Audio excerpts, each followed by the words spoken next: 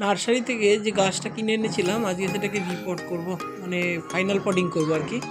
তার জন্য মাটি নিয়ে নিয়েছি। দেখো মাটিটার মধ্যে একটু ভার্মি কম্পোস্ট দিয়েছি আর একটু বালি দিয়েছি, দিয়ে এটাকে রোদে রেখে দিয়েছিলাম, আর একটু নিমখোল দিয়েছিলাম, দিয়ে এটাকে রোদে রেখে দিয়েছিলাম 3-4 দিন। ভালো করে মাটি রেডি করেছি। এখন দেখো মাটিটা একদম ঝুরঝুরে, একদম ঝুরঝুরে, কিচ্ছু নেই, পরিষ্কার মাটি।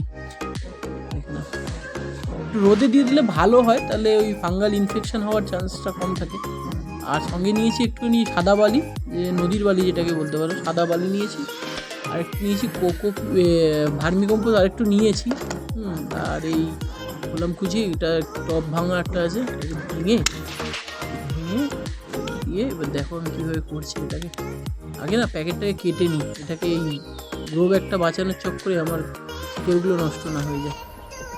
কেটে নিয়ে মাটি দিয়ে একটু কম হয়েছে, আর একটু না হচ্ছে না, ঠিক আছে, দিয়ে এটাকে মাটি দিয়ে ভরাট করে দিচ্ছি। দেখো এইভাবে ভরাট করছি, পাশ থেকে মেন যে জায়গাটা আছে না, গোড়াটা যেন মাটির তলায় না থাকে, দিয়ে দেখো এবার একটু ভর্তি করে জল দিয়ে দিচ্ছি ভালো করে। এখন জল দেবো, এই জল ভর্তি করে একটু জল দেবো, দিয়ে গাছটাকে একটু স্নান করে দেবো, একটু স্ট্রেসে চলে আসে, একটু স্নান করেই দিলাম, হয়ে গেল।